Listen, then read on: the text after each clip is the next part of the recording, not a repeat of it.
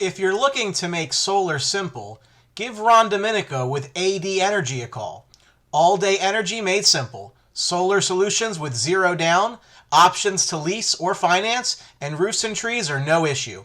Call Ron Domenico at 609-226-2802 and tell him you saw him on the Sports Box. Well, hello again, and welcome to the show that you just say to yourself, man, how are those two guys that good looking?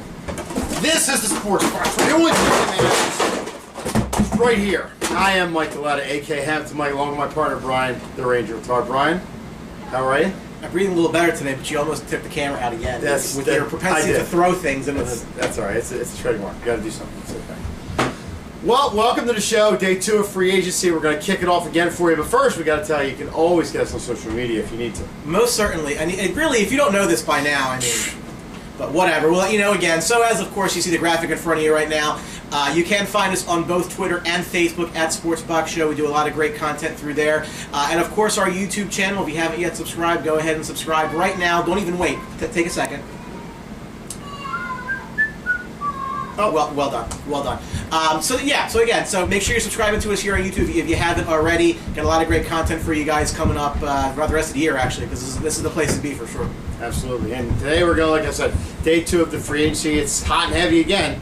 So, Brian, let's kick it off. Let's talk about the Redskins deal today for Terrelle Pryor. So, most recently, Mike, we talked about who might be the beneficiary of both Deshaun Jackson and Pierre Garçon leaving Washington. And there you go. That circus has been there for a couple of days now. But they have agreed with probably the premier free agent that was left, I think, in Terrelle Pryor, signing a 1-year, $8 million contract with the Skins. Yep. Again, huge void. Huge void in Washington that he fills. 27-year-old guy had 77 catches for 1,007 yards and 4 touchdowns last season. Cleveland had a chance to match, chose not to. That's kind of peculiar to me.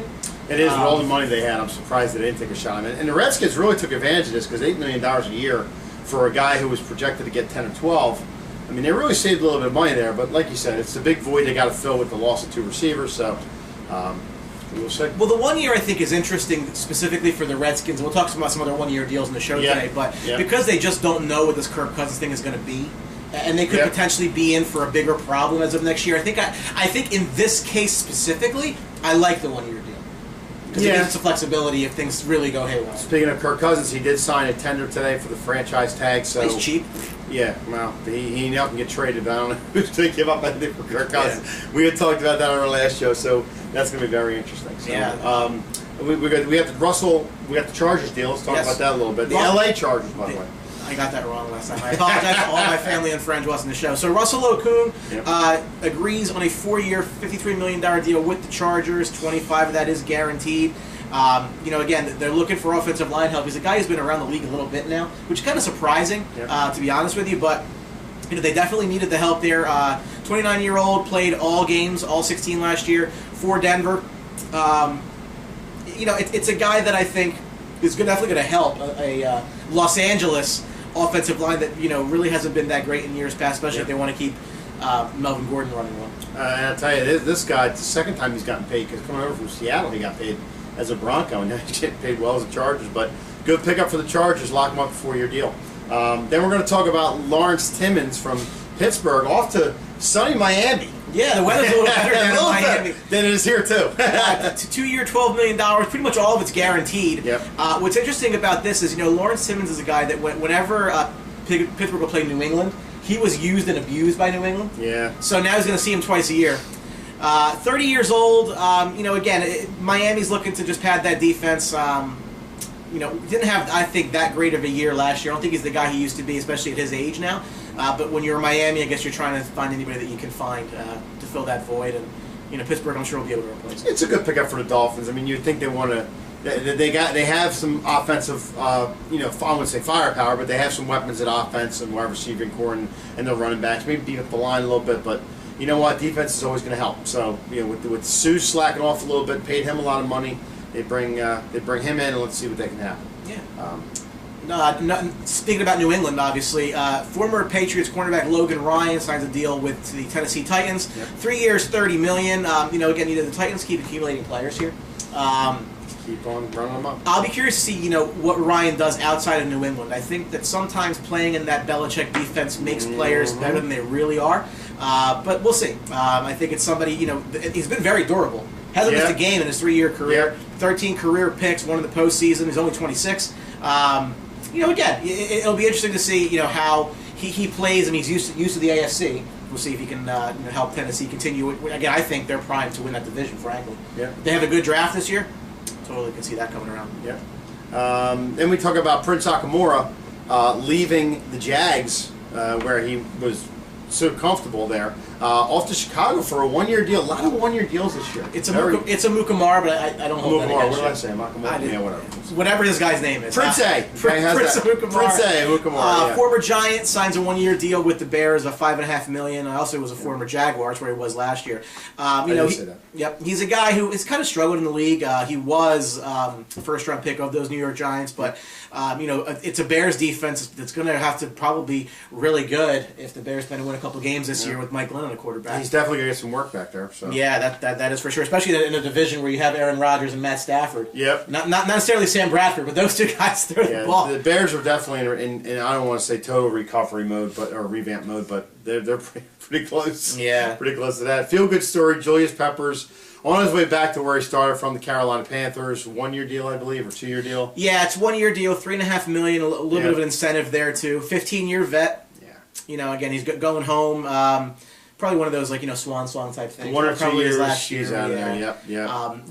Especially with Carolina, we talked about the fact that they really needed to overhaul that defense because they really have not recovered well from losing Josh Norman. They have not. Kuechly's got a couple injuries under his belt now, so you got to hope he's going to be okay over time. But again, I'm sure he'll put some butts in the seats. That's for sure. A guy like Julius Peppers. So. Yeah. DJ Hayden from the Raiders off to Detroit.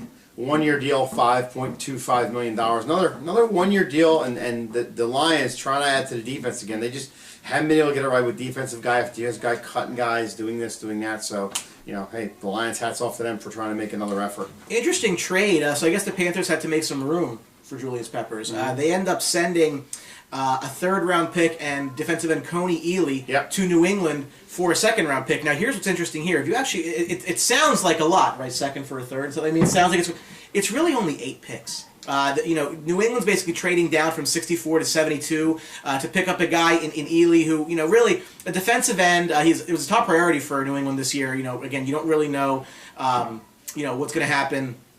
Guys like, Rob Ninkovich coming back and Trey Flowers starting.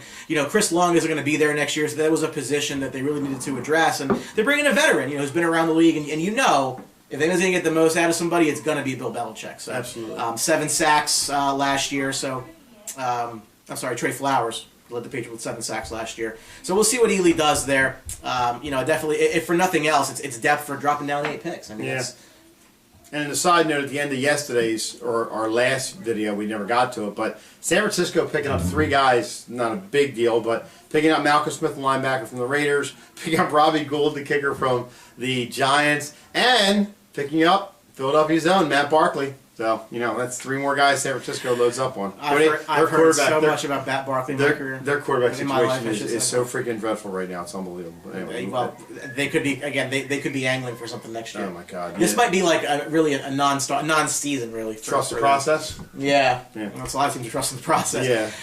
Tight end Jordan Cameron, former Cleveland Brown, retired. 28 years old, had 4 concussions in his career.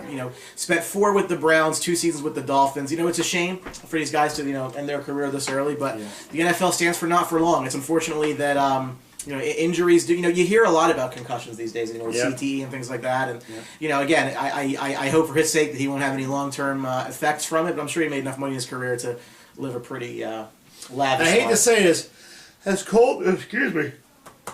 I shouldn't sleep anymore. All these free agents that keep me up at night. All these guys, it's a shame to say, they know what they're getting into, and it's kind of cold to say that because of the abuse they take and the beatings and things like that, but I know they get paid a lot of money for doing what they do. It's just unfortunate things like this happen. Sure. It's a high-impact sport where guys are getting bigger, stronger, faster. You can improve the gear all you want. It's still going to happen. So, I don't know how you're going to change it.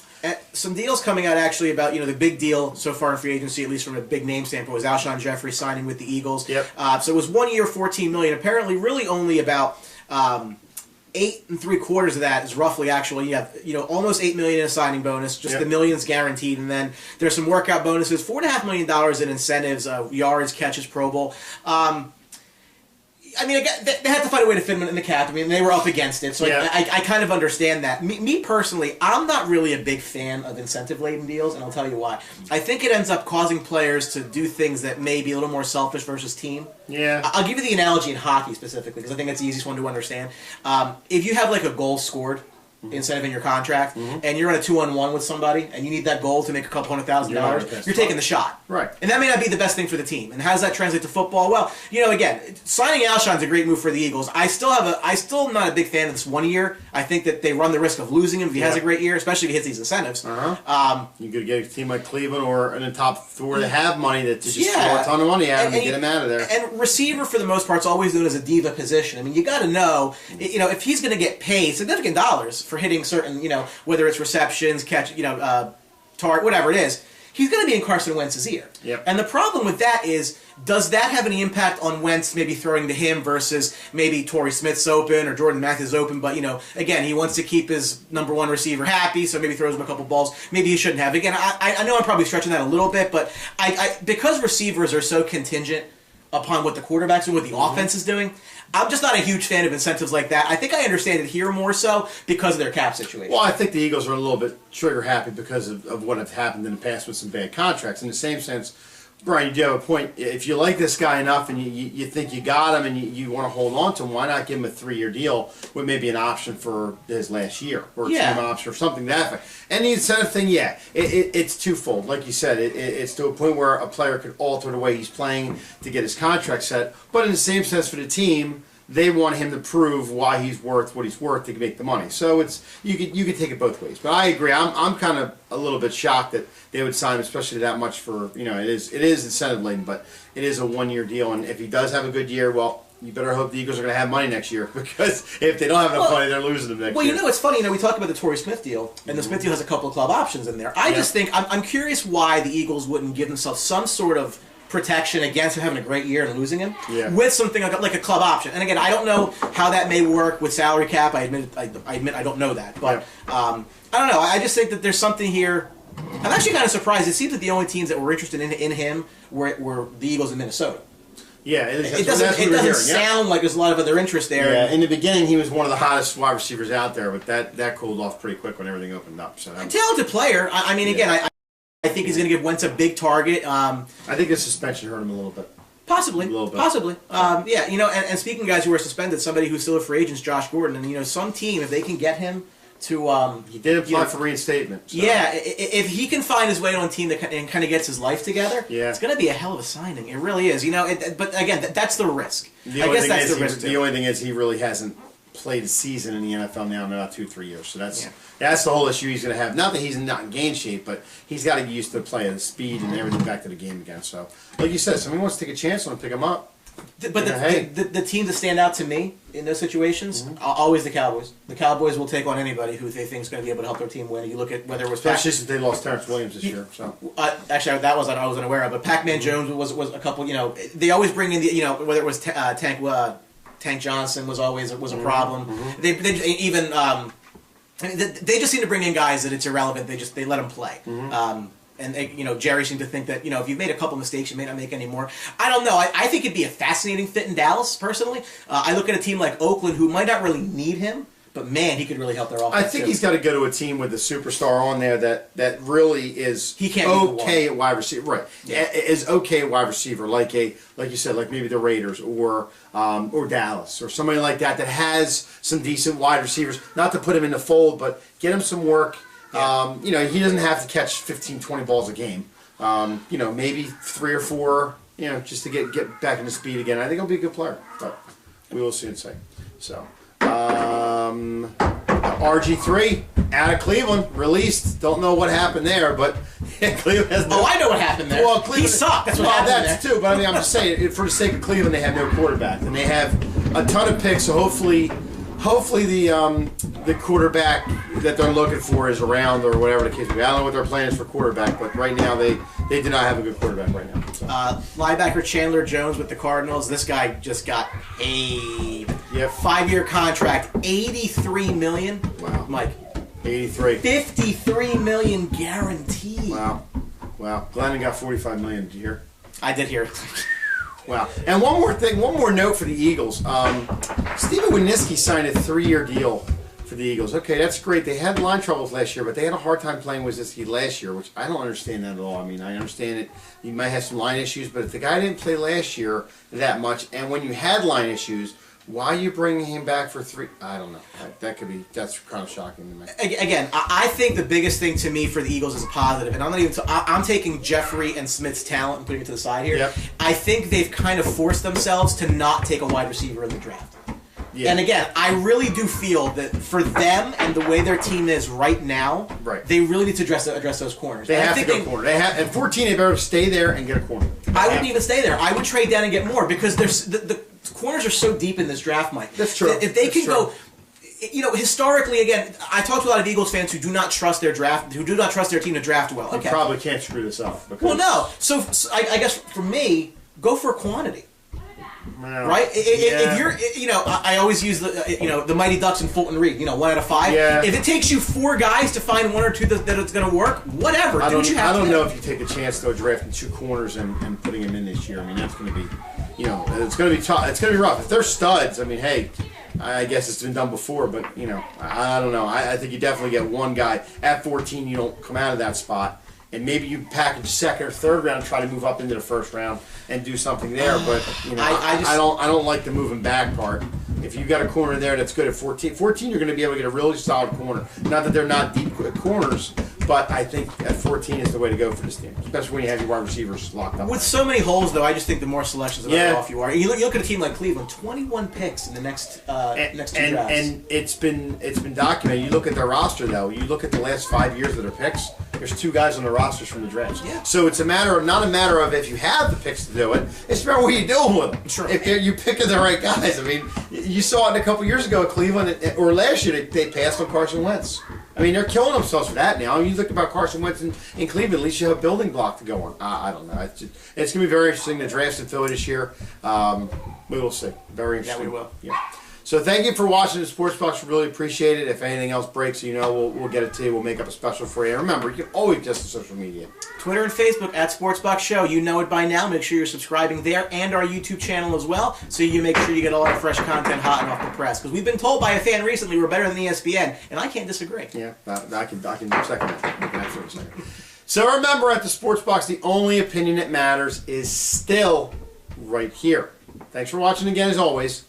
See you. Smile, Brian.